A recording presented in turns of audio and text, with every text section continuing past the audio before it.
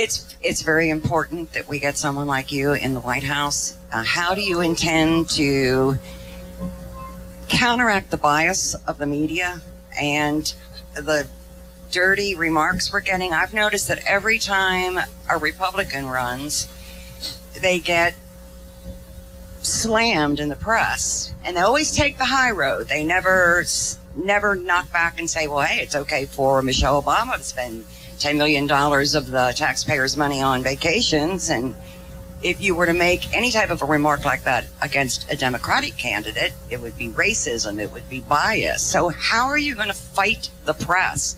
On the news media. First of all, this may surprise some of you. You know, I was dead in June and July as a candidate, not as a person, but as a candidate. And now I'm apparently not dead. According to Fox last night, I'm in first place, but I think realistically I'm basically tied with Romney. We're both somewhere in about the same zone. But here's the key thing to remember. We all complained correctly when the news media failed to investigate Barack Obama. We complained when they refused to look at William Ayers. We complained when they didn't actually explain what Saul Alinsky was all about and what community organizer meant. Okay, we were right to complain that. So now they're actually doing for us what they wouldn't do for Obama. Okay, now they're doing it partly out of bias, and I understand that, and I understand that there are places like MSNBC that are essentially the Obama re-election team, but, you know, but that's fine. This is a free society. You can also say, frankly, that Fox tends to be nicer than it is to Obama. In the next 3 weeks, I predict to you, we'll have all sorts of questions about me. And it's fine.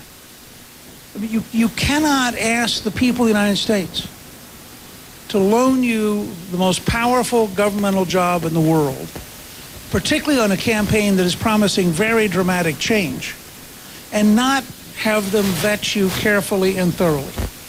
And what you're going to discover is that in the 12 years that I stepped down and was in private life, that in fact, I worked extraordinarily hard, and that we were deeply committed to being citizens.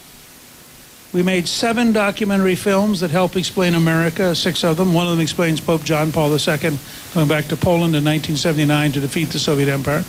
I wrote a series of books. We worked with a wide range of companies. I helped found 4 small businesses.